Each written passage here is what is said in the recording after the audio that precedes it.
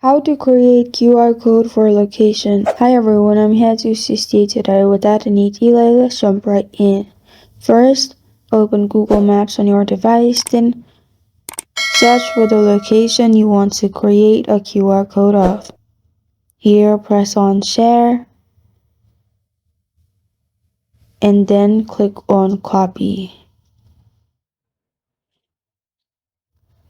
After you've copied the link, go to Chrome and search Looney Tools. Here, click on Looney Tools. Make sure it's the official website. Here, click on QR code generator. Then paste your link in here from the map you copied and then click on generate. After that, as you can see, QR code has been generated. You can screenshot it or press on download to download it.